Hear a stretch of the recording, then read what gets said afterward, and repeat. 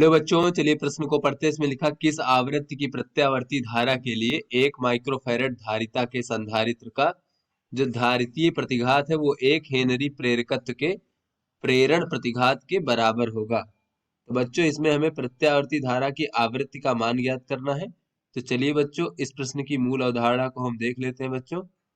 तो इस प्रश्न की मूल अवधारणा में हम ये देख लेते हैं कि धारितीय प्रतिघात क्या होता है और प्रेरण प्रतिघात क्या होता है बच्चों। तो चलिए देख लेते हैं प्रेरण प्रतिघात क्या होता है। तो प्रेरण प्रतिघात होता है बच्चों प्रेरण कुंडली के द्वारा उत्पन्न धारा के प्रवाह में अवरोध। इसे हम एक्सेल से प्रदर्शित करते हैं। इसका मान होता है बच्चों 2 पाई एफ गुणे एल। एफ क्या है बच्चों? धारा की आवृत्ति है। और एल क्या है? एल हमारा कुंडली का प्रेरकत्व है। और बच्चों चलिए देख लेते हैं कि धारितीय प्रतिघात क्या होता है बच्चों। तो संधारित्र के कारण जो धारा के प्रवाह में अवरोध उत्पन्न होता है उसे हम धारितीय प्रतिघात कहते हैं। इसे एक्ससी से प्रदर्शित करते हैं। इसका मान होता है 1/2 पाई एफ सी। सी क्या है बच्चों? संधारित्र की धारिता है। तो चलिए बच्चों अपने प्रश्न को हल करते हैं।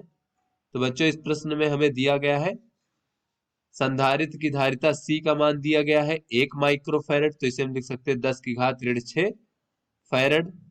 उसके बाद बच्चों हमें प्रेरकत्व दिया गया है एल का मान 1 हेनरी बच्चों। और पूछा जा रहा है कि ये प्रेरण प्रतिघात और संधारित्र का धारितीय प्रतिघात दोनों बराबर हो तो आवृत्ति का मान क्या होगा बच्चों, ये हमसे पूछा जा रहा है।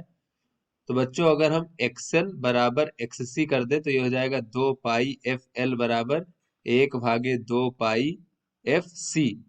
तो यहाँ से बच्चों अगर हम एफ देखें तो एफ का वर्ग हो जाएगा बच्चों 1/4 पाई का वर्ग और एल सी।